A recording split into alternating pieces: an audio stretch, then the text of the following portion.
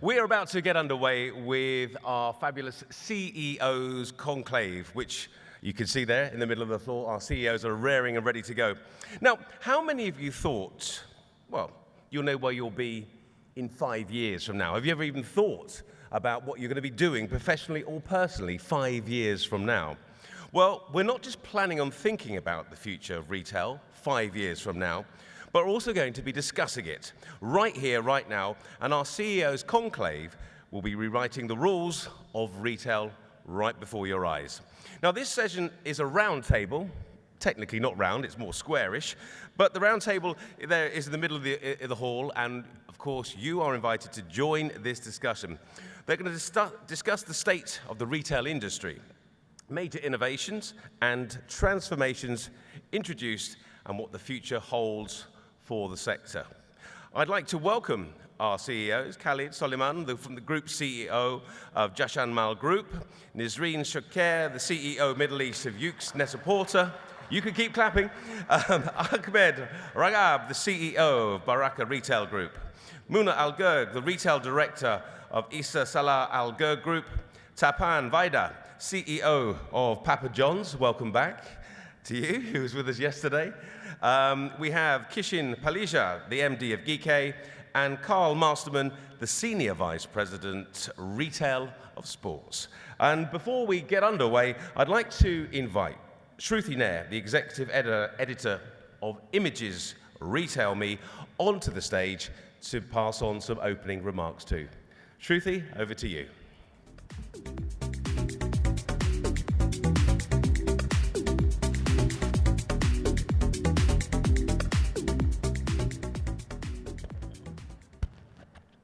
Hello everyone, thanks so much for joining us here, and so happy to see all of you all who I've been writing about for the last year here amidst us. So like Lee mentioned, it is time for the CEO's Conclave, and I'm just going to kick it off before I come down to ask all of you all the questions. So, everything you know about retail is wrong. Has that thought ever crossed your mind?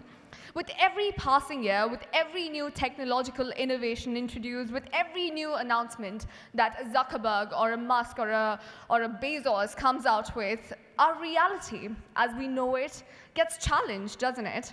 We live in a world where the metaverse isn't just an episode from the Black Mirror, but could soon become the reality. The virtual and actual worlds are intertwined, where we are talking about flying a virtual drone in the metaverse to steer an actual drone in the real world. I mean, that's what we're talking about at this point, and that's incredible, in my opinion. Think about it, right? Our entire concept of retail is predicated on one very simple series of paradigms. Manufacturers make things that are parceled out in smaller lots to retailers who then sell them online or offline to consumers who accept the manufacturer's products and retailers' price and terms with no questions asked. Isn't this what we know about this the ecosystem that we are in right now? But what if this entire model were to be gradually challenged? What if consumers could begin effectively self-organizing, combining their respective buying power and taking control and power back in their hands, creating their own supply chains, maybe? Do you think that is plausible? For many retailers, success begins and ends with the brand identity, telling a story, developing a clear point of view, and creating a precise customer persona. But maybe that is a mistake, because the approach is more brand-focused and not customer-focused. In a retail world where everyone is trying to catch up with Amazon's mission statement of offering customers the lowest possible prices, the best available selection, and the utmost convenience, what if there is another way? I know I asked you a lot of what ifs in my quick little spiel before starting the CEO's Conclave, but I think that is precisely why we're gathered here today, right? To challenge the status quo, to challenge the norms, to also question how and what we've been doing for all of these years. And that's why I think the CEO's Conclave we have today with the top retail chiefs from the region is perhaps important, which is why we're gathered here to ask all of those questions, to find answers, perhaps to the what ifs. So on that note, I would like to say thank you to all of the CEOs joined us here on the panel, and thank you to all the attendees who are here with us. So let me start right here. So let's go around the table. Tapan, we want to know quickly, in under a minute, if you can tell us about your retail journey in the last year. What is it that you've learned? What is it that you're taking away from 2021 for the future, for the coming years?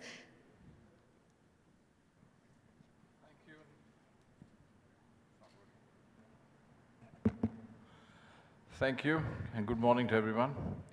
2021 has been a fantastic year, especially as it followed 2020. I mean, which year would you find as opportunistic as 2021, which came right on the back of one of the wretchedest of years?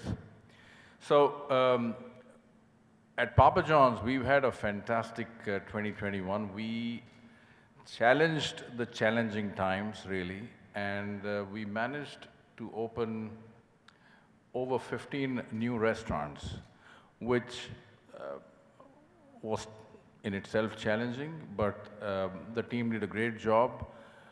We managed to open these, and we managed to run these restaurants post-opening successfully. So 2021 was a tough year, but we've come out on top. We'll continue to do this. And the Expo has provided the much needed impetus in the last quarter, and which we are experiencing today. And I think this momentum will take us well into 2022, and we are going to continue to grow. Thank you. Thank you. Thanks so much, Tapan. Coming to you now, Khalid. So we've been talking about digital transformation. A lot of retailers have told me in the past that it's not a transformation, it's an evolution. But from the conversations I've had with Josh and Mal, I feel like it has been a transformation, a sudden acceleration in especially the last 2 years. So take us through this digitization journey that you've gone through in Josh and Mal, and how, if not overnight, over the course of a few weeks, you've changed so much.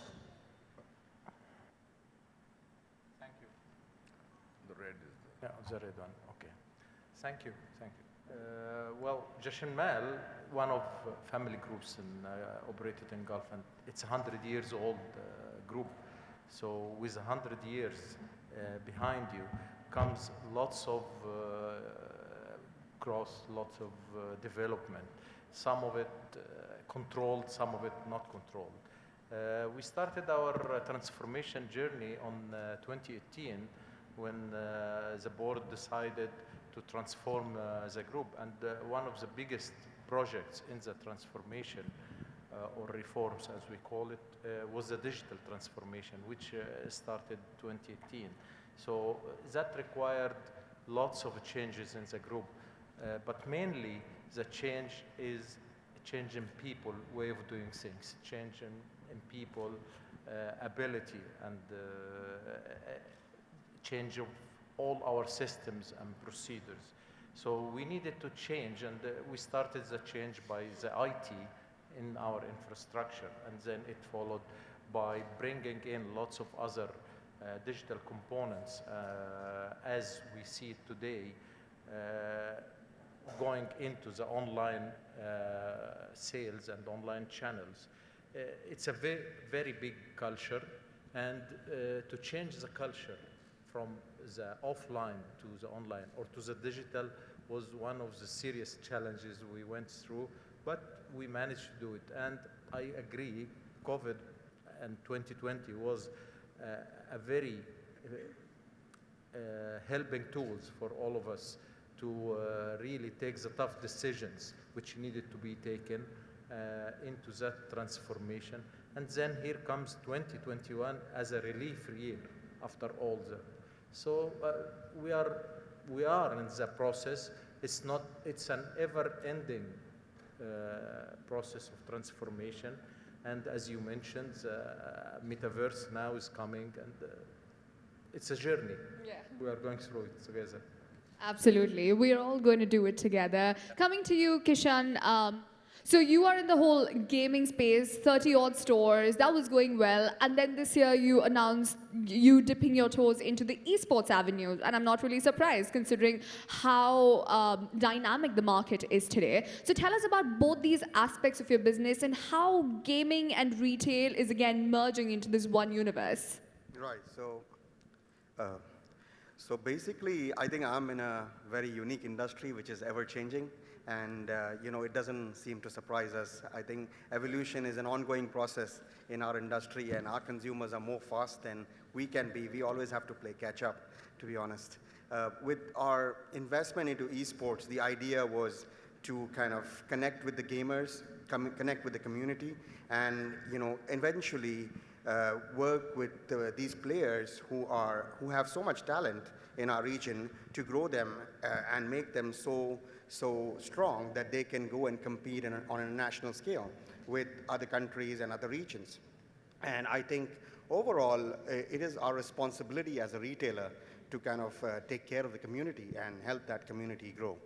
Moreover, I think what we understand is these kind of steps create a very positive sentiment among our consumers. At the end, it's all about the consumers, right? And create the right experiences for them.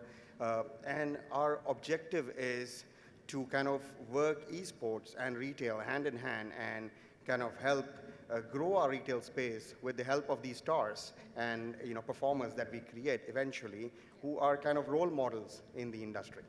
100%. Ahmad, thanks so much for coming all the way from Egypt this morning.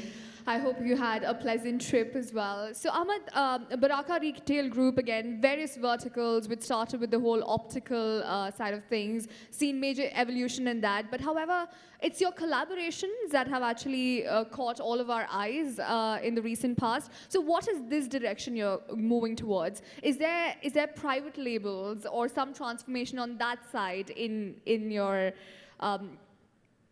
radar soon? That's okay. Thank you for having me. I believe, when you're talking about transformation, for us, that transformation is not moving from one way of selling products to the other. It's about making, as we go, we make sense with the customers. We sense that our customers, after COVID and through the past 2 years, had different perceptions, different mindset. They're not after products, they're after stories. People now are going to buy new stories, not new products, for a statement.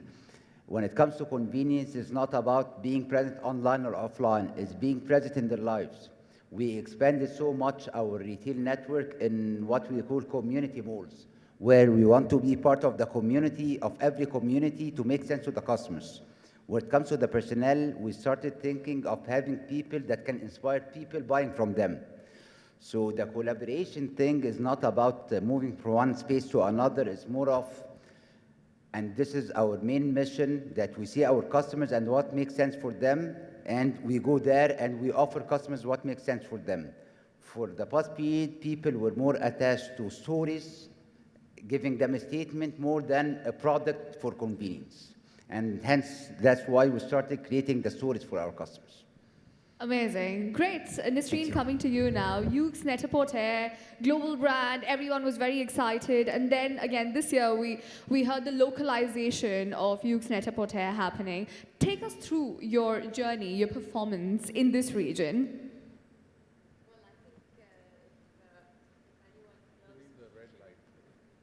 On. Okay, hi.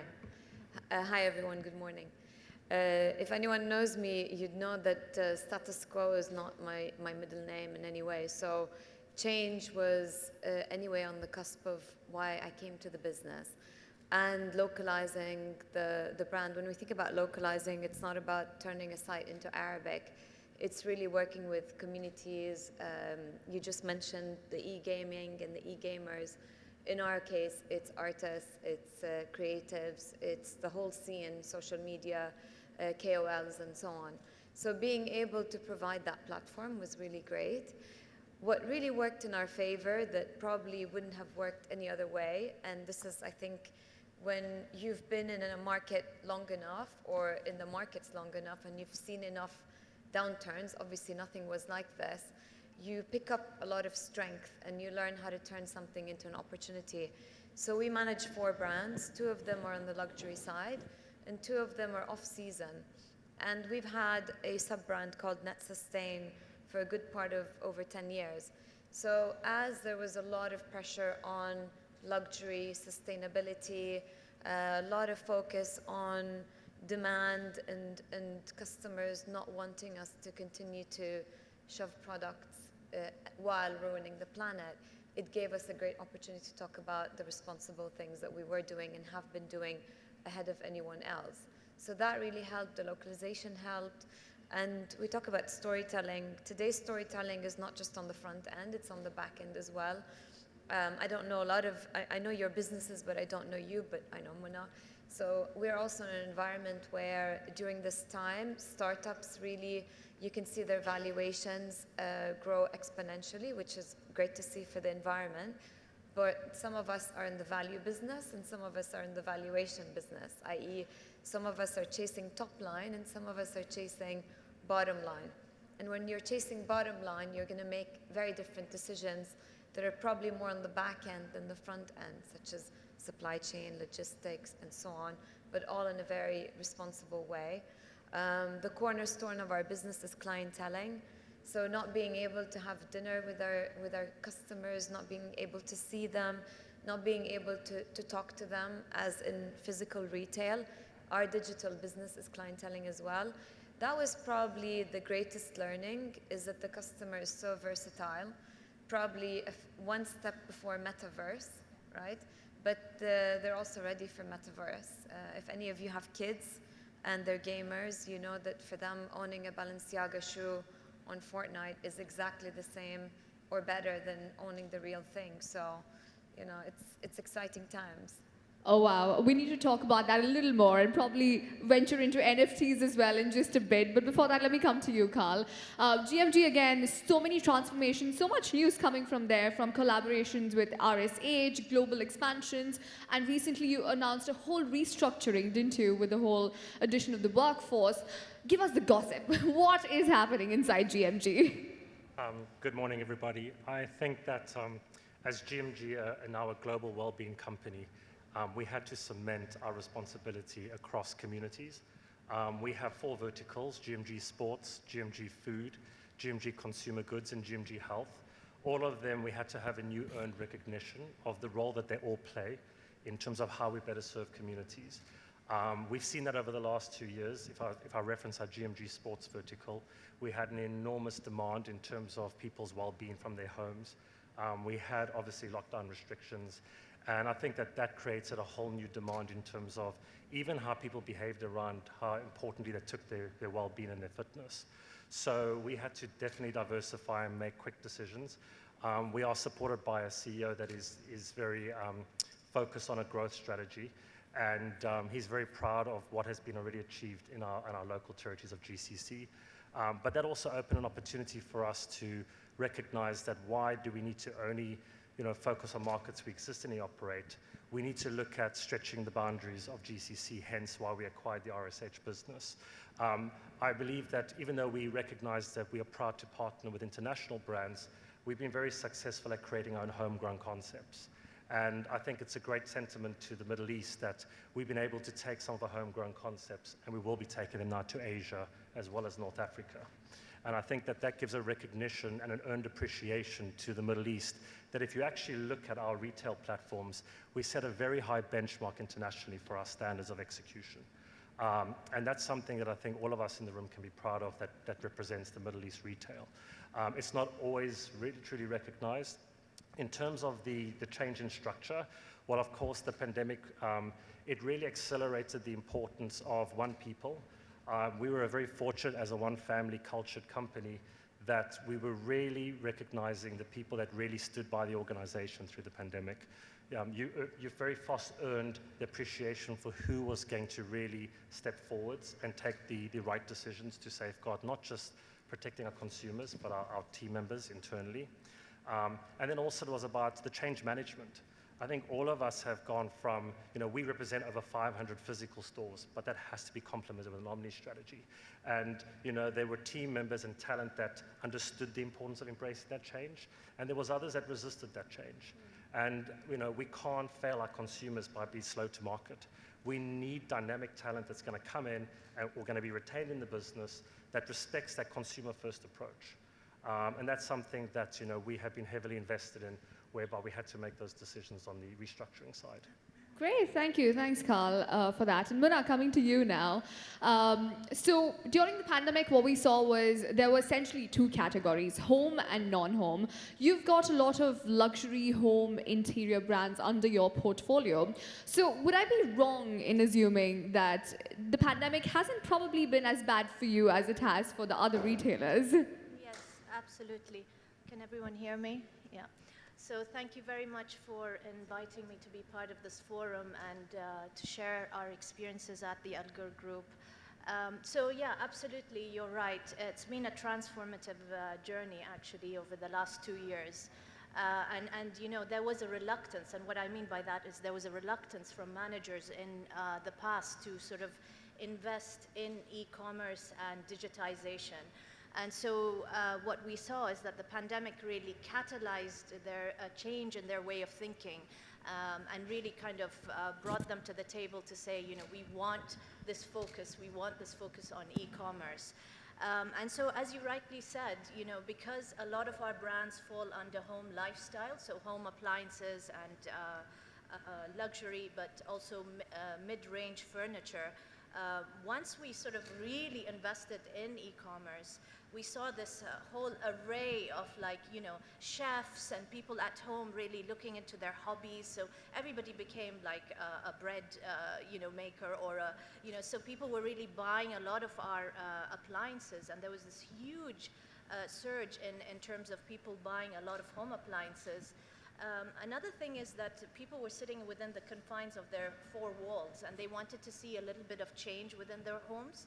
And so whether the budgets were not a lot or a lot, basically people would spend on home offices. So again, that whole focus on our customers and really building content towards and tailor-making that content towards our customer profiles really helped us during the pandemic. I think also what we saw as a result of that is that once the pandemic kind of started to cease, we saw this whole influx of people coming into our stores. And I would say really that the traffic now in our stores has increased more than pre-pandemic days. And that's because the type of customers that are walking into our stores are very different to what they were before. And that's because during this period of time and during these two years, we really did develop content online that spoke to those customers. I think also the pandemic was a call to action for organizations to think about their future, to think about how inclusive they may be, how they need to be relevant. And I think that's something that was lacking in the past. And so exactly to your point, talking about stories and talking about how, what is important to a customer right now. And it's very different to what was important to a customer, let's say, 5 years ago. The Gen Zs of the world are coming in, and they have to, their values are very different. And so this period of time really forced us into thinking about how do we really appreciate our customers, talk to our customers, and really, take them through that whole value system that they regard as important. Last but not least, I'd like to say that we were very lucky unfortunate that we did not lay off one person during the pandemic. And I think that was really highly appreciated by our employees and our people. But we also appreciated our people because they really stood up and they really kind of went over and beyond. And I think, again, it reflected on organizations and their trust with their people, because the pandemic almost forced us to realize that, flexibility is important. And give your employees flexibility. They will, implement. They will be there for you if they're loyal to your company. So those are really, our findings during this journey. Amazing. Thank you so much for sharing, Mona. So now this was just to give us all an idea of where we are at, how our retail operations and performances have been. So now let's talk about charting the future, right? Which is what we're here for. You mentioned something very interesting about, content and stories, which is alluding to the fact that, what Nisreen said earlier. So Nisreen, especially when it comes to luxury, right? People don't buy products as a commodity. It's more of a communication, an expression of sorts. And we see a lot of retailers not imbibing those sentiments of their customers, of the products that they create. In the future, how do you see luxury retailers and the consumers of luxury being perceived? Being perceived, well, I'll take one step back. It used to be about expression. What we've seen is a complete shift towards investment. So the customer is a lot smarter about how they spend their money. They're a lot smarter about how much they pay, and they price compare. So it's a very different customer. It could be the last 2 years, economic instability. It also could be Gen Zs and younger. It's just the way they are. But also with e-commerce becoming such a main pillar in our business, investment pieces have become much more important. I will buy something, I want it to last longer, I want to wear it over and over, so I'm willing to pay the price up front, but I don't want to throw it out the next season. And you would be very tone deaf as a retailer if you kept throwing products season after season to a customer.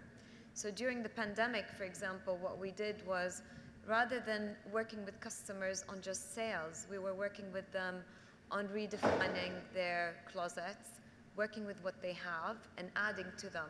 So that was highly appreciated. It's really something that was very relevant to them. We talked a lot about, being relevant. If we did the opposite, and of course, it's very important for me, that's why I'm here. I'm here to drive growth.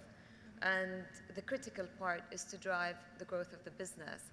But if you do it at any cost, eventually you lose, right? So you sprint just to trip, essentially, and you don't want to do that. So what we did see, and we are seeing, is whether it's any element, jewelry has become, I'm talking about high-end jewelry, has become more and more of an investment. That's something that we did not necessarily see in the top 5. Now we're seeing it more and more for men and women. We're seeing any choice of a bag or a shoe is always made with an investment in mind. So we complete each other as an ecosystem. I think e-commerce helps us and we help them, and it's healthy for the environment. So that all in all, it's a good continuity. Amazing. Thank you, Nisreen, for that. Tapan, let me come to you now, right? When we're talking about the future of the vertical you are in, essentially. So there's F&B on one hand. We've seen that, Dubai is probably the second most populated and congested market for restaurants. So you operate in an over-competitive, oversaturated market, and then you're in the fast food space. So things might be a little different for you there. What we've noticed, or from personal anecdotes of mine, earlier when we were kids, we used to go to like a Papa John's or a Pizza Hut, larger stores, and then we've seen the outlet sizes shrinking over time. What is the future of fast food going to be in terms of experiences? Is it going to be about takeout and delivery, or are you going to see experiential retail coming in fast food as well? That's a good question. You see, not too long ago, what really mattered was great food. Have great food, and they came. You still need great food, mind you. You still need great food, but now there's so many other things have entered the equation. And this process has been evolving over time. Location came into the fray maybe in the 90s when you had to have a good location. Then you always wanted to have a great team, so just the food was not enough. You wanted a team that smiled, that provided great service. And then these two elements have entered the game in the last few years. Tech support And mind you, in the restaurant industry, tech support started long before the pandemic. Many chose to embrace, and they did well, and some did not, and they had to hurry up. And then there are the aggregators, the likes of Talabat, Deliveroo, Zomato, Kareem, etc. So going forward, almost every function within a restaurant team needs solid tech support, except the actual preparation of food. I'm an old school fool. I wouldn't have robots cooking my food. But everything else, there is, I think, a lot of value is going to be added by tech. Restaurant teams or operating teams will have to be very agile with aggregators, because gone are the days when we used to plan annual marketing calendar and then stick to it. No more. Every week things change. Every week aggregators come up with plans, and we just have to adapt. So the future is going to be good, but all teams will have to be agile and adapt, and wherever possible, proactively manage the business. Great, thank you. Khaled, let me come to you now, right? So we've been talking about omnichannel, which has been the ongoing buzzword in retail for a really long time. So in the beginning, maybe 10 years back, every time you'd have an e-commerce platform, it was considered omnichannel. And then multi-channel started being treated or used interchangeably as omnichannel. And today, it essentially is being where your customer wants you to be. And that is what the definition of omnichannel has evolved as. In the next 5 years, where do you see this definition of omnichannel going towards? Well, omnichannel, yes, it is a big word now, and everybody's talking about it, and it's about the customer seamless journey from online to offline, and it's about the relation between your promotions and communication and your distribution. So to have such a result, you need to pay attention to your agile process. And that will carry on 3 different components which related to people and your organization structure and your database and information systems. And that's a lot of change for organizations to digest. Every part of that comes with lots of new changes and new development. If you look at people, you need different set skills. You need different work culture. You need different even job descriptions and motivators for every part of the omnichannels or every channel of the omnichannels. One of the biggest challenge for omnichannels are the talent. You don't have much talents available in the market, and you need to really work hard, especially that everyone in the market is targeting the same thing. So it is not easy to get, it's not easy to master, and then you have people moving around, and that doesn't help organizations to stabilize. How we will grow in the next 5 years, that's a very big question. And it depends on every organization, how they will be able to develop their internal competencies and how they will focus and which channel. Jack of all channels, master of none. So, I mean, you cannot master all channels and you cannot be a leader in all of them. So each organization will try hard to focus and develop, especially that it's a very changing technology related to digital sales, or we all master the old traditional offline businesses, but it's about the new, and every day we see new development in that, as again the metaverse and all that. How will that impact us? How we will interface between the real world and the meta world, and how customers will change, products will change.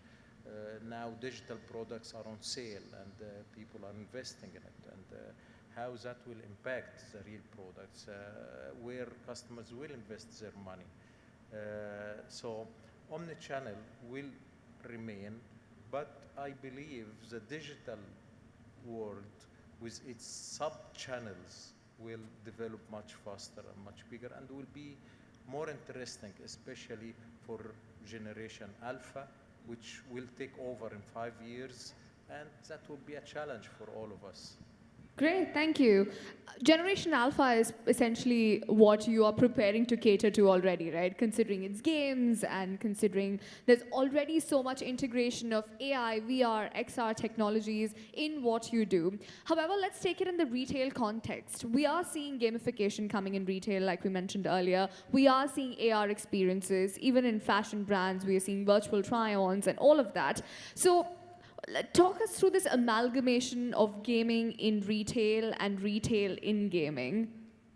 Yeah, it's really interesting times. I'm actually very fascinated that everyone here is talking about gaming. And you know, when I've been in the business for 19 years now, and this was not a term used so often. So really amazed with that. But I think we all have realized that gaming is a very important part of our life. We like to have some kind of experience that is different from the real world, right? And that is all about metaverse and NFTs and things like that that are coming in place. What I'm seeing is a lot of companies using these tools to kind of bring consumers, to attract consumers. And I think retailers are doing it very effectively.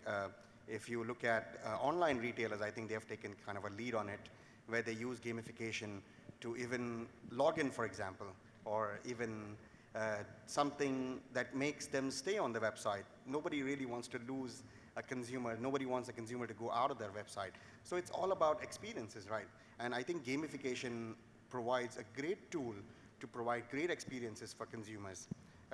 We are taking gamification to different levels. We want the consumer to come in our store and experience the store the same way they experience their house. So create gaming setups where they can come and experience, how they could potentially make their stores look, make their houses look. And at the same time, gamifications can be used for our consumers on our apps, on various platforms, for them to kind of starting to game, or even I think it's a tool which also helps people who don't game at all. I mean, how do you start gaming? The first thing you do is probably pay a game on a mobile phone, and then you eventually get to a console game or a PC game, and then it leads to esports, it leads to so many other things. I mean, buying digital assets and so on. So I think gamification is a very, very important tool in our industry, and I think it's just set to grow. And there's so much potential for game developers and artists to create these important tools and kind of sync them with retail for the future. Great, thank you. So, Ahmad, let me come to you then, right? We're talking about syncing tools with retail, syncing AI, VR, and the likes in retail. Today, we see that the purpose of stores are changing. So, stores aren't purely meant for transactions because we have a mobile phone for that, right? Stores are now stages, they are experiential avenues, they are marketing avenues, and all of that. For Baraka Retail Group and for the audience that you cater to in Egypt specifically, how have your store's purpose, objective, meaning evolved? Okay, I'll go back to the first logo or statement for one of the first technology company. It was Nokia, which was the classic case of not developing. It was connecting people. I believe regarding the metaverse, the future, whatever the future is coming, is all about, we used to have different chapters in our life. We used to have time for gaming, time for food, time for work, it's different chapters. What the technology is offering in the future is that we're having all one life. We're having a gaming where the kid is wearing a Balenciaga, as you mentioned, and I can be hanging out at home and ordering Papa John's pizza through the mobile app, and that. So it's all about, I think, the future, and the stores will have the purpose of serving the idea of connecting the people in their chapter. You will have only one life where you can play your game, you can eat your pizza, you can buy your, whatever you're doing, it's all in one chapter. We're here now in Dubai. My family is back in Egypt. I'm following, before that, we used to have problems connecting and knowing what's going on. Now you're living with them second by second. يعني, yesterday in a dinner, my sister was having an assignment with her kid for an exam while she's being in Dubai and he's in Cairo. This is the idea of implementing and connecting everything and incorporating the lives and the experiences of everyone within the same arena. Can I actually do a little bit of storytelling, just to pull it all together? Please go together. So Halloween, as a mother, I hate Halloween. I don't know if anybody can relate, but it's awful on so many levels. It became so popular for some reason, I don't know Yeah, why. so normally the 2-3 days before Halloween are mad. We don't know what we're gonna wear, etc. So as a working mom, Halloween comes and I forgot about the costumes this year, wasn't top of mind. So I go to my son, who I knew was gonna cause a massive panic, and I said, we didn't get your outfit, it's getting late, it's, you know, we need to go trick-or-treating. And he's like, calm down, you know, I've got my outfit, I'm going trick-or-treating. I thought, okay, I'm divorced, so I thought maybe his dad figured it out. And then I sat there and I said, so when are you leaving? When are you going? And he said, no, it doesn't start till midnight on a school night. I said, what do you mean? And he said, well, I won this ticket on Fortnite and I paid with, you know, obviously his, you know, his V-Bucks to buy his hoodie or whatever. And they're gonna be, and I said, what about trick-or-treating? You love, you know, trick-or-treating, collecting a lot of candy. He's like, yeah, we're also going to be given candy. Okay, so I'm tying it to food and I'm tying it to clothes and all that. So he bought his outfit, which probably cost me more than a normal outfit. For him, food, for him, he trick-or-treated. He got candy. Like if Papa John's was there and gave away a slice of pizza, for him, he ate a pizza in his mind. So you might think it's scary, but for them, the idea of the boundaries don't exist anymore. Yeah. I don't find it scary at all. I think it's quite normal if you understand it. Then similarly, they had a concert with 21 Pilots. Their sister, who's 21, had tickets to go to the event. They had to wake up at 3 o'clock in the morning to watch the event. Her concert was 2 years later, 2 months later, on Roblox. So they woke up, they watched the game as Roblox characters. They can be up, down, they can eat, they go get money and buy things and so on. And they bought an outfit, they bought like a special, they bought the t-shirt for the event and everything. So when their sister went, she sent them videos of the actual concert, like, wow, I'm actually here in person. Their answer was, we already went. Yeah. So when you talk about alpha, I mean, we're not 5 years down the line. It's today, now, in my home, tonight, 3 o'clock in the morning.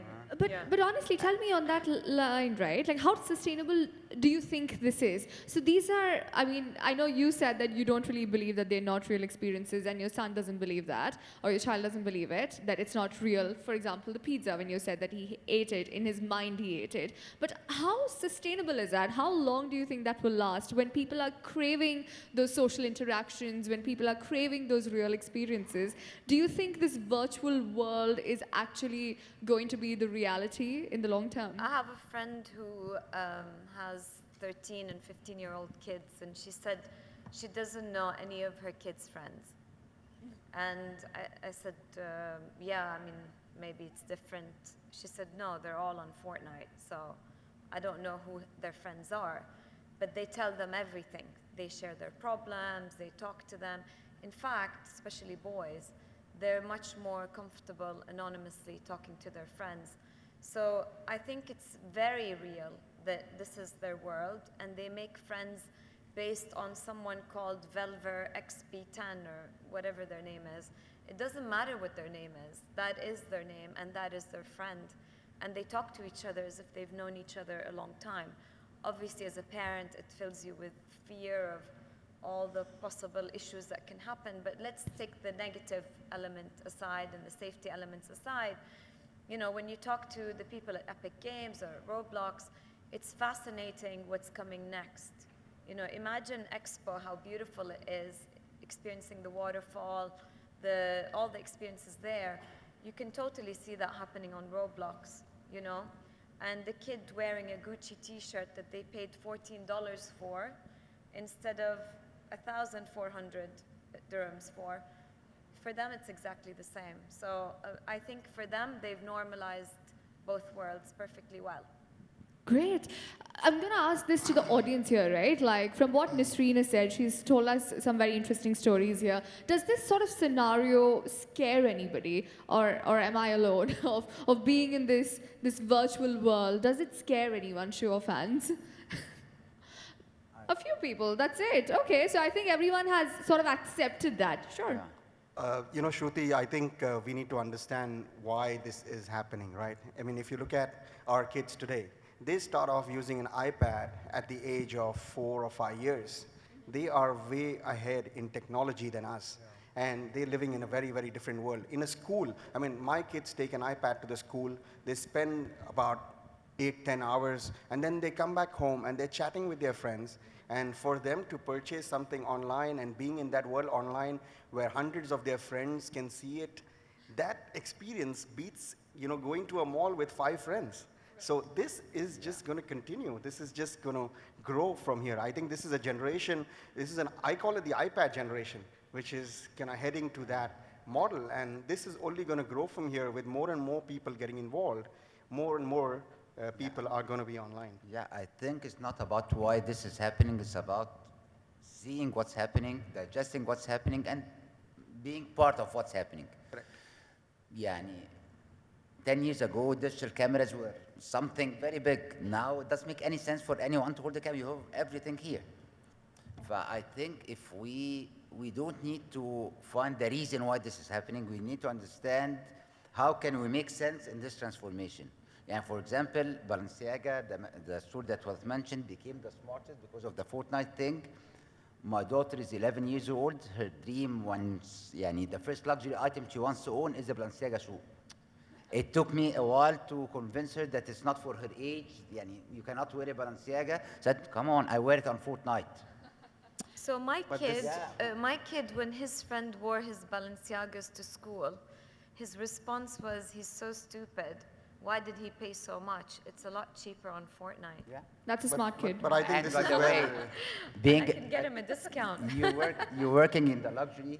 Balenciaga was mentioned in this room 5 or 6 times. This means something that this is the part of the new world. I was just going to say, This is very Balenciaga significant. hasn't sponsored this show, by the way. It's Yeah. very organic. I think this is where we need to pay attention to these consumers, right? By the Offer way, them I have to visit GK every time I come to Dubai and buy stuff. I just bought a headset with a mic for her kid, who was asking me every day for that. It's incredible, like, where this conversation is headed towards, right? Like, we're talking about brands, we're talking about this digital world that people have accepted at this stage. So, let me come to you now, Carl, right? What are the tools that retailers need to have at their disposal to cater to this new generation, for whom this digital world is natural? What are the tools that you need to be ready and be prepared for this generation of Gen Z and Alpha? Well, I think first of all, the new earned, and I say it's a new earned appreciation, but I think it's just been a lot more firm now in terms of where we have to build our infrastructure. Data analytics has never been more critical for us. I think that we have made so many decisions based on assumptions of consumer behavior rather than actually truly basing it on fact of data. So one of the things, and I'll use a more recent example of the critical stand that data analytics has played in even our concept evolution. We had this ill perception of we have these consumers, whether it be Gen Z or beyond, and they shop in a certain way online versus offline. And actually, through our data insights, we very firmly appreciate it. In actual fact, there's not a very varied difference in terms of how they shop, whether it be on our online app or whether it be in our physical store. Now, the impact of that was quite significant as we're going through a concept evolution. It had a huge, tremendous change in our design brief, which is one of our new concepts under the GMG Sports vertical. And that can't be disregarded, because when we talk about consumer experience within the physical space, before you can truly impact those touch points, you've got to really base it on data fact. You know, the minute and the second that we try and even think like a Gen Z, we're going to fail. And that's something that we are putting a huge investment into, because we have a different complexity as well. I mean, we operate in Asia, North Africa, as well as in the GCC. So when you look at even local consumers, I just freshly came back from Malaysia last week. And when I was actually looking at Malaysia, if you look at the youth, which actually for us, we have an enormous commitment to the youth in terms of, again, our GMG Sports vertical as well as GMG Health. Actually, academically, they're very much focused on that rather than sports. And we've actually done a lot of case studies where 75% of youth stop playing sport by the age of 12 due to peer pressure, whether it be through a parent or whether it be through the schooling system. And Stopping, you said? Sorry? Stopping? Stopping, actually actively playing sports. And the reason for that is because it's lost the enjoyment. So again, when we look and we did further consumer insights, we realized that actually we had to challenge our brand content strategy. That actually it wasn't so much about anymore about endurance, it was about enjoyment. It's no longer about being your best self, it's about being your happy self. And that's something that truly is enormously important now with particularly what's happened over the pandemic. The amount of people that I personally relate to that's made significant life change decisions to be happier, whether it be leaving a job or starting up their own business. There's been a huge shift to that. And I think that that's something that, once again, we're not ignorant to, and we're going to continue to really invest in making sure that when we challenge ourselves, whether it be enhancing experience in store, we have stronger data to support it. Great. So I completely agree. Goalposts have been changing. Even personally, people have started reflecting more, right? So in that context, let's bring it to the business context of things. Metrics to measure success, even that sort of has to change, right? From everything we've just discussed today. Traditionally, it's been sales per square feet, year-on-year growth, revenue, numbers, and all of that. But from every conversation we've had now, probably Balenciaga is the richest person or the richest brand on the table. There's just so much brand value and there's brand appreciation happening right now. Let me ask you, Muna, about the change in metrics. What do you think should be the metric going forward to measure the success of a retailer? I think really what's lacking in the region is excellent customer service, to be honest. And so there are a lot of things that need to change in the region in order for us to reach that stage. And I was having a conversation really just before we started with the gentleman from Salesforce. And basically what we have concluded is the fact that yes, you do need software. You do need CRM software. You do need, absolutely, data is so important. It's actually key. But you also need the right people within your organization to actually analyze that data. So software is important, but also people. And what I see in the region is that we are not investing enough in good teams that can do that data analysis. And we need to do a lot more from that perspective. We obviously need to look at data like NPS and a lot of data needs to be analyzed. And so I think every single touch point of the customer has to be perfect, has to be seamless. And in fact, I know obviously this is given, but even once the customer does enter your store, that exact same story needs to be told to the customer. And the product needs to be to his sort of standard, because we're online, we're researching, so every single touch point needs to be done seamlessly, and that requires the right people. I think also Khalid mentioned that people, hiring the right people is key to getting that data out there and really getting more revenue and customers to your database.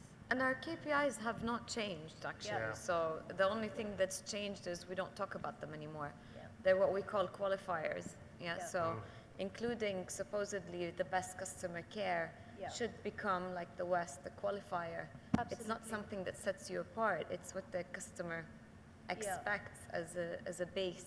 Yeah. And then on top of that is what we're building on to become special. Yeah. And that's what Muna's saying, that those qualifiers Yeah.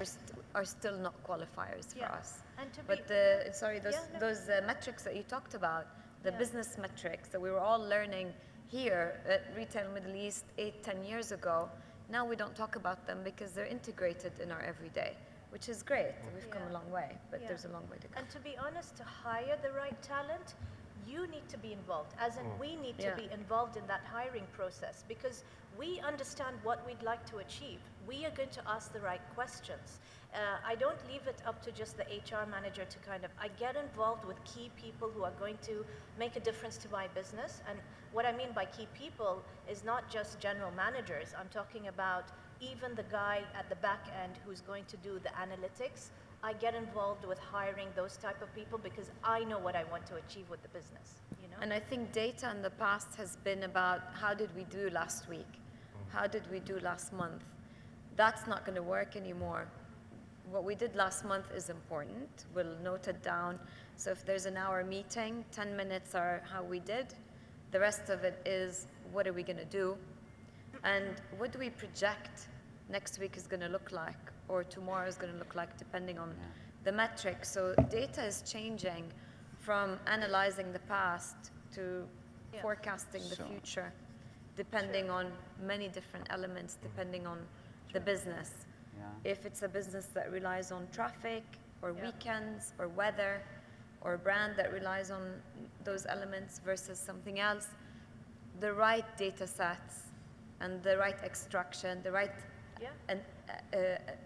analyst who can think forward is very rare. There are a lot of people who are, it's very easy to analyze the past. But that's where we need to stop that. I think the matrix never changes. When you discuss the matrix of retail, the ends are always the same. We're all on the same table. We want to sell more pieces to more people, creating more profits. That's why we're all on this table. What we're discussing here are the tools to reach that, whether through connecting the customers through e-commerce, through digitally, through customer service, through stories. So at the end of the day, the metrics of the retail or any business will never change. The KPIs will always be the same. What will change is how to reach the tools to reach these ends. And not the ends, but the ends will never change. Right, sure. So let's talk about those tools. And again, alluding to the fact that, Nisreen, you mentioned that, there's been this entire conversation of data versus intuition, right? Because data traditionally has been predicting what's happened in the past, but with the rapidly changing consumers today, it probably isn't that predictive pattern we need. We probably need something that is a little more advanced. So let's talk about those advanced tools to help us prepare for this near future. So starting with F&B, right? So how or what kinds of technology integration do you think is required in today's retail landscape? So apart from conventional means for which operating teams are responsible, we need data, customer data. And that again is where operators have issues with aggregators. Some aggregators share data, customer data, and some aggregators don't. You have your own customer database, and so you have that data, but that really is what you need with the help of your IT team and now your marketing team, because say pre-pandemic, your IT team really managed the data, but now at Papa John's, we have a dedicated marketing cell that manages all our digital assets. And that tool has become so important in not just acquiring, but retaining customers. It really plays a big role. Of course, the conventional means always remain in play. So I always believe that our team, in fact, I keep telling our teams to perform ROC, which is return of customer. Take such great care with every transaction so the customer only thinks of returning. Take care of ROC and ROI will take care of itself. Great. So, Khalid, I'm going to come to you now, right? We're talking about cloud computing and we're talking about automated warehouses, stores as fulfillment centers, which is, again, in the past. In the future, what are these softwares that you will be using and implementing? And can you take us through the operational efficiencies that are required? Well, of course, in a changing world, just before that, I would like to comment on a point made that we are all here focused on profit generation and how to make it better. I think with the speed of a change we are facing, it's about survival.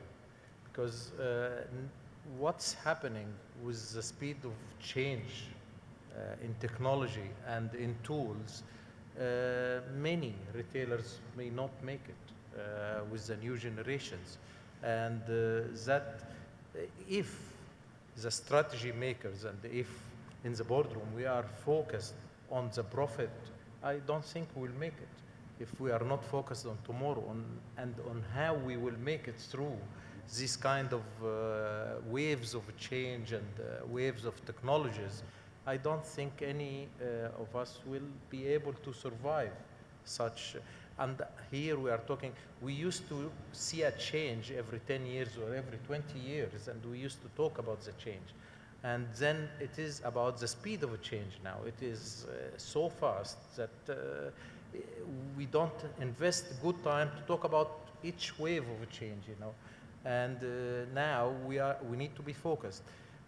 People and how fast they need to change and how agile should be is a serious issue, and that is a problem of again in the region, availability of talent and the ecosystem which we're talking about. There is, I believe, if a proper ecosystem exists, it will help all of us developing more tools for retailers to be able to flourish and do better business.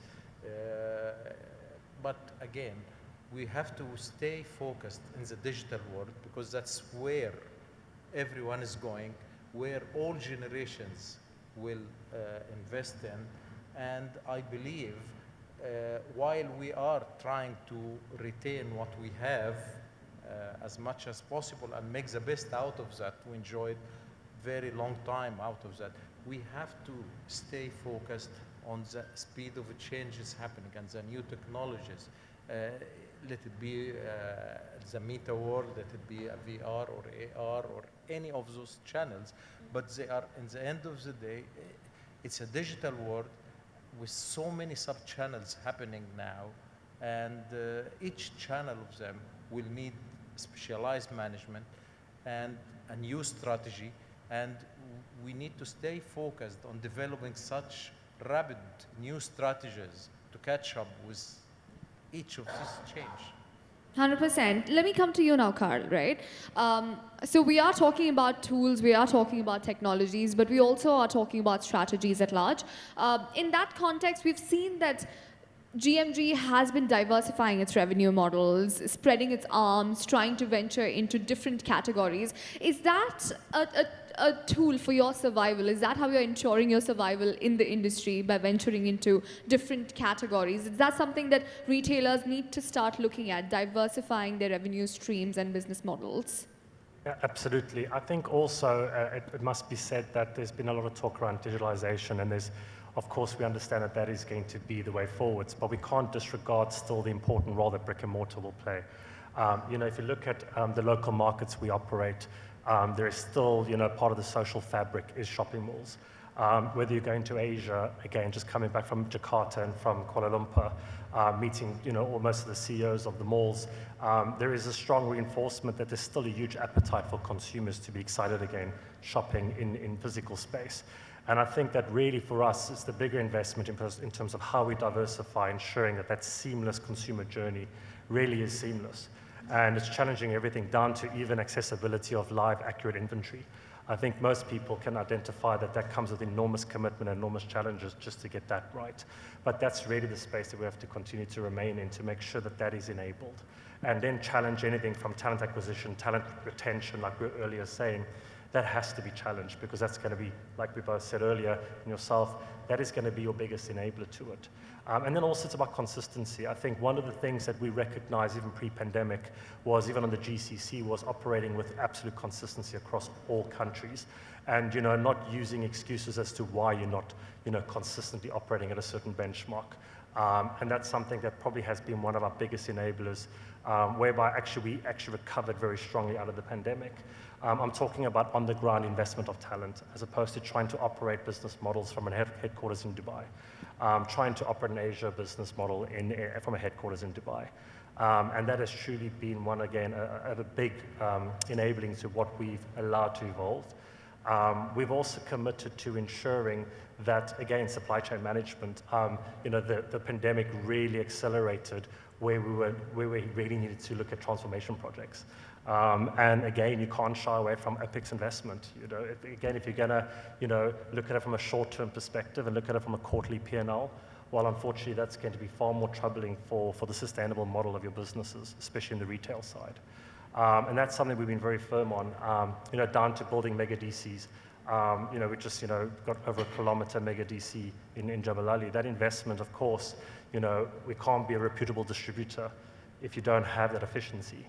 And again, the challenging of consumers going into physical space and not finding the product that they desire, that is where, again, we have to step up our commitment. Yeah. Whether it be going on to micro levels of challenging our back of house efficiencies, and then our in-store talent. I think that, the perception of great service, of greeting and thanking a consumer, that is really the space that you really have to start firmly challenging now. Often, I have relatives or friends coming over, and there's this perception that there's good service, with all due respect, even into our own concepts, and that has to be challenged, because no, it's far more than that. We're talking about experiential. What really is going to take someone off their mobile device or off their digital screen to actually shop back in physical. It's really not just engaging in product, but also it's about that point of difference of having the right experts within your retail space that can actually really educate the consumer of the value out of that product. So that's really the way we are firmly staying in that particular space. So I went with my son the other day to a sports store. Yes. And it was amazing. It had everything, like it was such an experience, rock climbing, everything. But he wanted a sports shoe, yeah? And the difference between how we used to shop 10, 15 years ago is you walk in and you rely on the salesperson to tell you whether you should buy this shoe or that shoe. But they've done all the research. They know exactly what shoe they want to get. He wants Nike or he wants Adidas, whatever it is. And the salesperson sits there insisting, because he doesn't have that child's shoe size, it wasn't just me, it was everybody there. You need to take the next alternative and get it, because it still looks nice, and we have it in your size. But the kid knows exactly what his friends are wearing. 100%.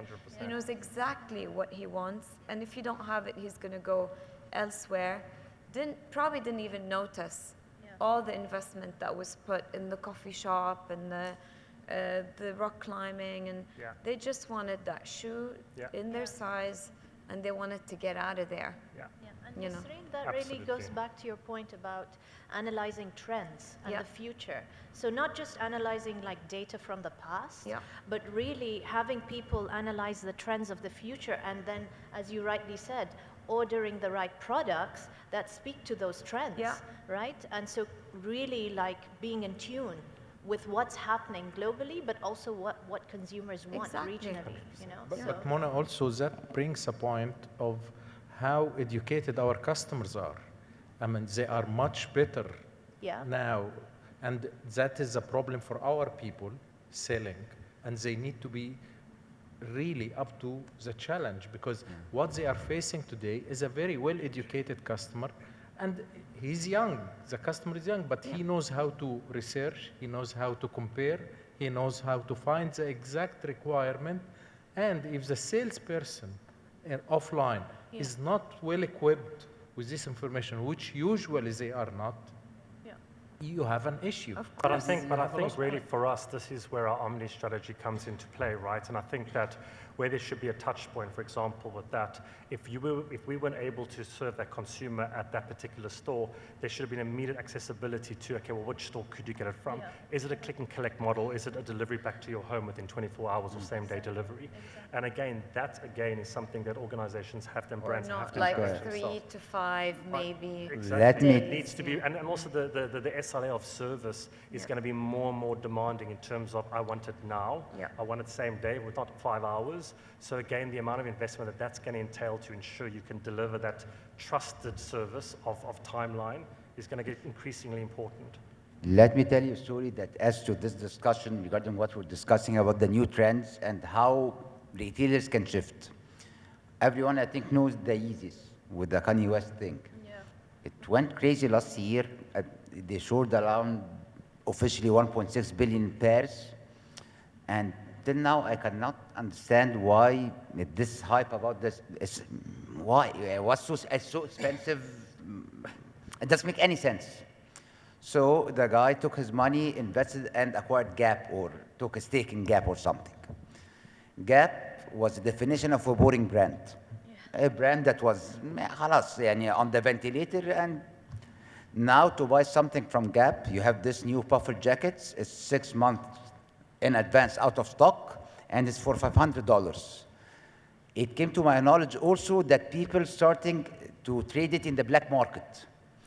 So Gap, a boring brand, is very sensible to the younger generation, and you're spending $500 on a Gap jacket to be traded in the black market. It's called re-commerce, not the black market. There's something happening there. And how can Yeah. this happen? I mean, when you think about Goat or StockX or any of those, This with goes, I never understood what this Ghost thing. yeah, It's like a stock market for sneakers, right? essentially there's an index for sneakers and I never Yeezys, understood and it. so one of the reasons why they sell so much is obviously a lot of people make money off them and so on. But it's a great branding story. Yeah, but I think Yeezys. For every one of those, there's about 1,000 that failed. I think there's also an issue with raw materials and the overall capacity to produce things, right? Overall, because the way they used to produce in the past and today, there's social distancing. Not all factories are operating. The whole components, the whole shortage around oil, coal, and so many things, so many factors. It's not only the T-shirt or the jacket, right? Yeah. You talk about watches, talk about PlayStations, Everything. talk about cars. Everything is in short supply. I mean, what happened suddenly after COVID? Everybody got rich. Everyone's on a waiting list, yeah. Yeah, Everything I think- is difficult. I think as retailers, I think I agree with my colleagues here. The basic thing is to provide great products. I mean, if you can't do that, then everything else is not important, because whatever change you bring in and you don't have good products to sell, you're done. But adding to Khalid's point that our people, our sales reps need to understand that, for example, like the story of your kid, if he wants Yeezys, he doesn't want a comfortable shoe, he wants the Yeezys. Specifically, this, it's an ugly shoe, very expensive, overpriced, and they want it. If he doesn't understand that, خلاص, it's a turn off for the customer, he lost him.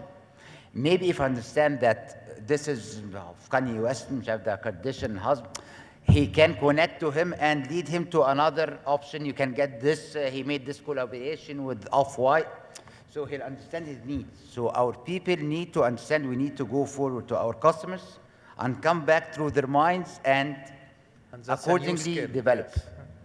And that's where you need retail technologies like lead generation and so on to bring that data back to your buyers, because what happens in big stores or big chains is that that information never reaches the head office. So it's very important that you invest in technology to get that information through to your people. No, I but think we sometimes need to- you have the information and you have the budgets, but the supplier is not willing to give you the quantity that you need. Yes. So 100%. supply demand. That is the problem we have these That's days, right? also, we have that everywhere, it's globally. Supply chain is a global thing, but I think it's not about educating the people, it's about getting people from this culture. Yani, understanding this is not a matter of education. Yani, our kids and the younger generations are not educated about this. It's part of their mindset. If they need anything, they just look to the phone. For us, we used to call it research. For them, it's a natural habit. This is the first thing they do. And that is again going back to what Kalu was saying, right? Today's consumers are well aware, they're tech savvy, they're digitally aware, they know what they want to buy before even stepping in, like the example that you mentioned. But so much was discussed here in everything. So just coming back to the first point, that one of the points that you mentioned, Carl, one thing you said was this unified experience, which is very, very important today. You spoke about different countries having different experiences, but we see different channels as well providing different experiences. As a brick and mortar retailer who's gone online, and then as a customer, I have two different experiences where I can't associate with the brand. You know, the e-commerce platform could be hip and, you know, all really cool, but the brick and mortar store is the traditional store. So there is that gap which still exists with, you know, a unified experience for customers to resonate with the brand today. And that probably is one thing that also needs to be avoided in the future to be able to resonate, right? So just coming to the concluding parts of our interview, where we chart the plan for the next 5 years. I think, Nisreen, let me start with this, right? We spoke about shoes. There's the Nike skins and so many other skins in this virtual world that we're seeing. Do you see a massive potential for the crypto economy and NFTs today? Is there real potential in this market in the near future? It's now, actually. It's not in the future. And you talked about the Yeezys and so on. So anything that has an index today, if you can't afford the product itself, you can buy into the index through NFTs and so on. And we're all talking about the metaverse, but it really doesn't matter if there's no NFT connected to it. So what's going to make it work is if that Balenciaga or whatever, and last time we're going to mention that, can actually be resold. We have to get paid after that for mentioning it. If it can be resold, that's when it becomes very, very exciting. Yeah. So it's in the now. I think yesterday at Najda's event, there was a lot of talk about NFTs, and it's not in the future, it's today. I think we're all interested in that space, and I think companies are going to start looking at NFTs as a form of compensation as well. Whether it's not necessarily salaries, but maybe could be shares or any other form of compensation going forward. I can see our younger consumers being very interested in that way of being compensated going forward. So there are multiple ways where NFTs could work and mining could work. I second their opinion that it's not tomorrow, it's now. You casually mentioned the expression skin while you're talking right now. It's an e-gaming expression, I think, that if you don't play Fortnite or this, you won't understand what is this skin. And you mentioned it casually as if it's a normal word that everyone might understand. Skin is the character that you play with in Fortnite. They call it skin. And they buy it with something called V-Bucks, which is a currency that is... So half my credit card bill. Yeah. So you mentioned it casually. That proved the point that it is not going to happen tomorrow. It's happening now. It's part of our expression, part of our daily conversation, using these strange words. And khalas. You expect everyone is getting it here. There was a paradox in my question itself. I said skins, but I said tomorrow. It is actually today. Yeah. There was a conference for cryptocurrencies in Dubai recently. Everything in that conference, from hotels, airlines, everything was paid by crypto. So it is in transaction. Everybody's using it. So it is now. Absolutely, it is now. So we are charting the future, which is 5 years later, which has already begun now. Maybe this is not going to be something that, we're just talking about, but we're actually trading and dealing in. So perhaps next MRF, we will see you at that juncture. But before we conclude the session, I would like to go around the table once again, just to get an idea. You spoke about, when we started this session, about how your performance last year has been. I'm very interested to know what your plan of action for the next 5 years are. Real quick, doesn't have to be for PJP, just for the F&B industry, for restaurants in the region. Where do you foresee it moving towards? So, what's the future for F&B? I think the future has got to be great for F&B.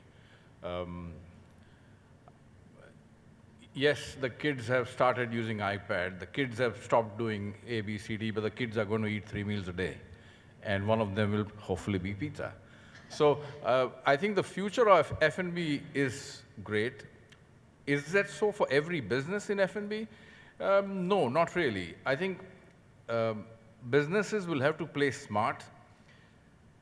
They'll have to navigate challenges as they arise. They'll have to adapt. Predictions are not always possible. For example, last January, we knew what was happening in 2020, January of 2020, we knew what was happening in China, but none of us were ready come March when things hit home. So I think F&B businesses will have to deal with each challenge as it happens. Current challenge, which we alluded to recently, just now, is the global logistics problem. Now F&B businesses have this undesirable task of beefing up their buffer inventory. It's crazy. Very soon you might find no pepperonis in our restaurants just because of logistical issues. And hopefully that time we'll have some pepperoni and we'll be able to charge the $100 for a large pepperoni pizza. But no, so these challenges will have to be met, and businesses who stay ahead will do well. Great, thank you. So since you mentioned the supply chain challenges, right? That is one massive problem that we saw during the pandemic with the bottlenecks. Too many issues with China, the supply chain bottlenecks there, and then with the cargo and the freight, and then we saw the entire Evergreen fiasco that did disrupt a lot of supply chains. Are retailers also rethinking that model? Are retailers looking at sourcing locally, producing locally, manufacturing locally? Is that something which is also in the radar? Yes, of course, it has always been customization with local products has always been on the radar, and it has always been a skill for all retailers.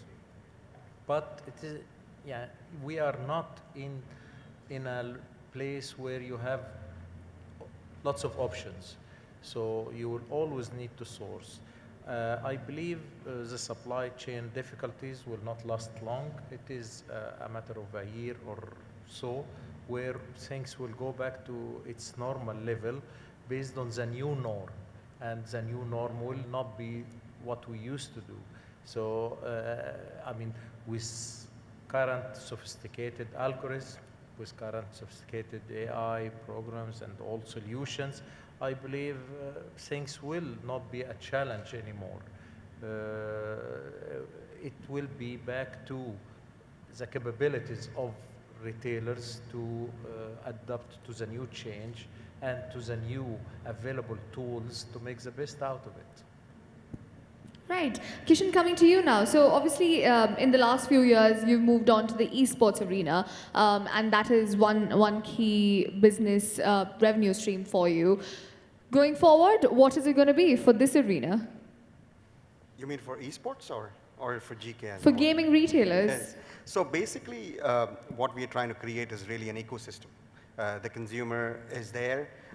I think what we need to realize is that gaming got digital way ahead of other retailers. So in terms of e-commerce and so on, which came in, which actually got elevated with the pandemic. But in reality, gaming, it happened way years ago, right? So 10 years ago, we were started to think, oh, this business is going to get over. 40% of our revenue used to come from digital games. And we thought, okay, this is dead. We won't exist probably in a few years if we don't make any changes. But that's when we started bringing so many categories. As of now, we have over 30 possible categories in the store which the gamer wants. So what we're really trying to do is create an ecosystem. What does the consumer want? The consumer wants to game, but in order to game, he needs products. He needs a keyboard, he needs a mice, he needs nice gaming lights, he needs a nice monitor, he needs NFTs and the skins that we have been talking about. So we provide all those products. And what happens with esports is we're also creating a competitive environment. So now our consumer is not stuck onto his TV, but actually going out and playing with others. And that itself is creating demand, and it's creating requirement for new products in order to compete. So in order to compete now, you need a better product, you need a better keyboard, a better mouse. So the whole idea for us is to build that ecosystem for the future. And we are investing in that today. Yes, profits are important, but not at the cost of the future. The future is important as well. So we are making sure that every decision that we make, every investment that we make in technology helps us not now, but 10 years from now. Absolutely, great. Ahmad, coming to you now, right? Optical arena has been quite interesting globally. We've seen some interesting examples like Warby Parker that's gone from, that's a very well-established D2C model. We've seen that coming in this region as well, where a lot of brands are moving towards from B2B2C to B2C to D2C.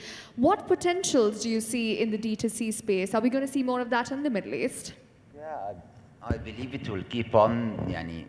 By nature, humans are there to interact. So the D2C will always be there, and it's not a question of is it online or offline. Both will happen. But human nature, that what identifies us as human, that we can interact together. So will always be there. It is a matter of question who will be fit enough to survive the transformation. The fitting thing or being the fittest requires two things. If you have a problem, you have a solution to it. So now we're discussing 3 main problems. The supply chain. So the key solution is finding manufacturing hubs near your home market. Changing customer, you need just to make sure that you're making sense to your customer whatever he's thinking and whatever he's doing. So the question is, regarding the future, will the D2C increase or whatever? No, it will be a question of who is fit enough to make sense to his customer, to be part of his daily life and his journey, regardless of any involvement or any problem that is going on in the back office or on the front end with the customer. Great.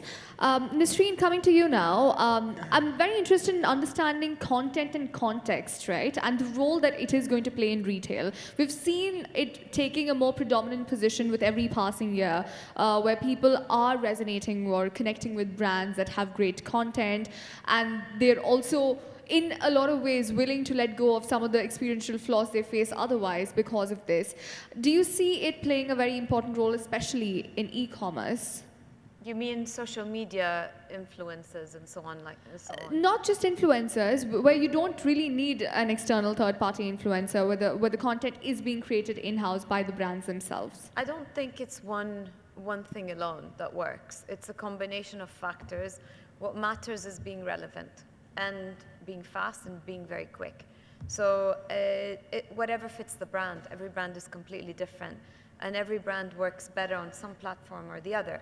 For example, if I'm selling beauty in Saudi Arabia, Snapchat is a better platform for me than something else. As long as I use the right platform for that particular product, then it works. That I'm using the right key opinion leader that fits that brand, so it's not confusing like you're saying. You don't want to see something online that differs to what we've been talking about as a brand. So remaining consistent is really critical for growth. And it's also important internally, so the teams as well are not confused by what we're doing. So one thing I was just going to say about, I was with Virgin before, just the idea of always being ahead of the game, and the idea of adjacencies is really important. So keeping an eye on adjacencies is very critical, whether it's content or product. There's always opportunity, so that relieves supply chain. You asked about local, so we're finding a lot of amazing local brands who've achieved economies of scale in a luxury space that can fulfill global demands. So we are actually carrying a lot of brands at the moment that are doing better in the US than they're doing locally. So that's really great news for the local market in terms of our industry. Amazing. Coming to GMG now, Carl. For you, again, with the whole restructuring that's happening with GMG, you've rehired or you've hired a whole new set of workforce, there's reskilling, upskilling, and all of that happening in the organization. What is this happening for? What are you reskilling them for? What kind of future are you preparing your teams in-house for? Well, I think, I mean, we covered quite extensive, coverage today in terms of the points we're speaking about what's going to be demanding about truly to serve that consumer. It's a changing landscape. I mean, we talk about change in the pandemic, but actually there was a changing landscape in pre-pandemic in terms of consumer shopping behavior. And I think to keep that consumer engaged and retained within your retail platform is going to be, like we spoke about earlier, increasingly challenging. We covered data analytics and the importance of analyzing that analytics.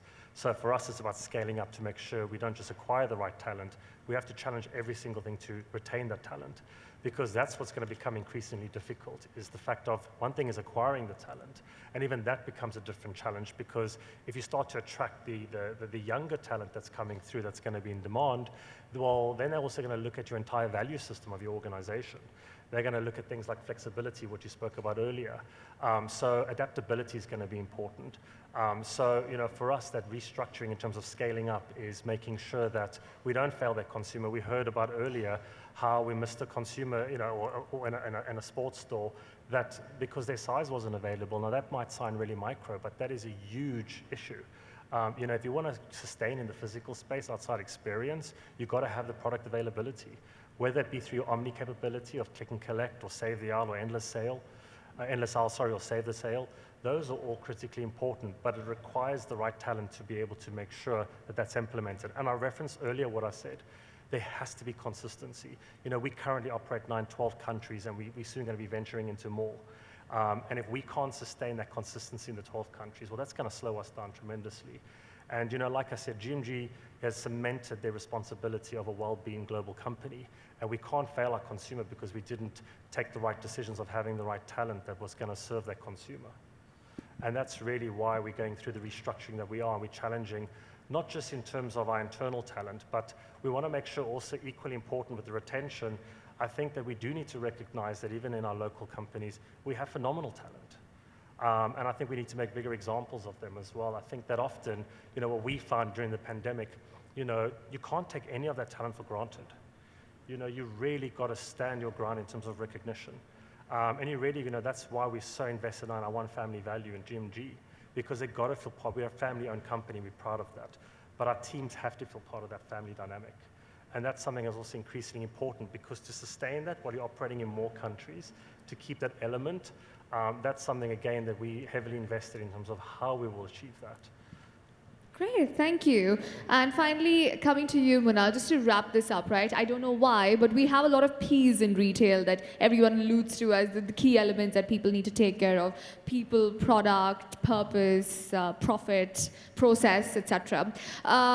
For you and for the future of retail and the sphere that you're in, what are the key elements that you want to keep in mind? And going forward, what is it that you will be focusing on most? So really, for us, creating experience centers is something that we are focusing on right now. So instead of calling our stores shops, we're going to be experience centers, where we recently launched Al Ghurq Living Experience Center on Sheikh Zayed Road, which is a store that is speaking to our sort of really high-end customers that have been looking for bespoke wardrobes and bespoke tailor-made kitchens. And our launch was really around the 5 senses. So anyone who came to the Experience Center on Sheikh Zayed Road, we partnered with chocolate makers, scent makers, everything. And I think, as we mentioned before, customers are now really conscious customers, intelligent customers, and so we need to speak to those customers. So that's the future for us in terms of experience centers. Another thing I'd like to see happen, which we are striving to do, is patenting local products. And so relying less on brands and taking that know-how and really patenting our own products. So recently, again, within the Al Ghurq Living Experience Center, we launched a wardrobe, and so a lot of Khalijis, we call them, or people from the Gulf, like to perfume their clothes and their garments with oud, which is the incense. And so what has happened historically is that people put the incense within the wardrobe, And there have been many fires within households, entire households, you know, taking on fire because of this. And so we went to these wardrobe, specific bespoke wardrobe makers, and we said, we want to solve that problem. And so we created a wardrobe where you can actually put the oud and the incense at the, at the bottom, and basically close the cupboard. It's fire resistant. There's a glass in front, so you can actually see your clothes. And we've patented that product. And so we want to see a lot more of that type of thing happening, innovative, innovation within the region, speaking to our customers, but really also bringing in innovation from a global level and not just relying on global partners just to bring in that revenue.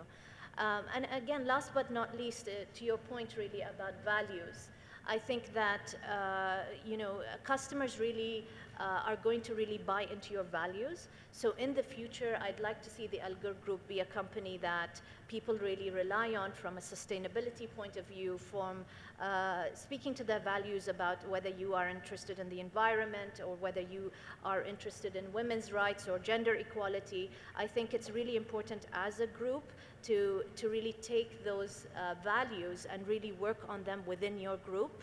And sometimes that's not easy. It really does take time. But for me, I'm very passionate about gender equality, and so that's something that I've been focusing on for the last year, and we have a whole plan in place for that, really bridging that gender equity within the Algur Group. Amazing. Thank you so much. Just want to add one quick insight about the trend going on. While we're sitting, I received a notification about a show called House of Gucci coming soon on Netflix or one of the platforms. This is one of the rising trends that brands like Balenciaga, which was mentioned 10 times on this table, Versace made a very conservative comeback. They had this show about Gianni Versace life. Now people are interested, youngsters, about who's Versace, although it was that brand, now it's making a comeback. This Gucci thing, it will polish the brand and will relate more to customers. So I believe part of the transformation taking place, that brands are willing to tell stories through media to people to relate to and to emotionally connect to. Yeah, and this is a very significant thing taking place. Yeah. Suddenly people are loving, after the Squid Game, South Korea with this thing, and I think in the Halloween, all customs were Squid Game. Yeah. So shall we start a film fund? I believe, we have to, a Gorga Academy or something like this. So everything is on the record here, by the way. So if you're starting a film fund, it's happened here at MRF. But again, thank you so much for that, right? Like everything from pop culture, like you mentioned, Squid Game, Queen's Gambit, what it did to chess sales, and everything that's happening seems to be revolving around stories. Even in the discussion today, Nasreen, you came up with such beautiful stories, and everybody wanted to listen to the stories, and then the conversation would revolve around that. So storytelling is playing such a key role in everything we do today, and more so in retail. So it was great talking to all of you today about your retail journeys, about the performances of all of these conglomerates, and of course, the future that you foresee for this industry. Once again, I'd like to thank you all for joining us here. And if you don't mind, can you join us just on stage for a quick group photo, considering we're sitting in this round table here? Thank you. Thank you. Thank you, Shruti. Well done.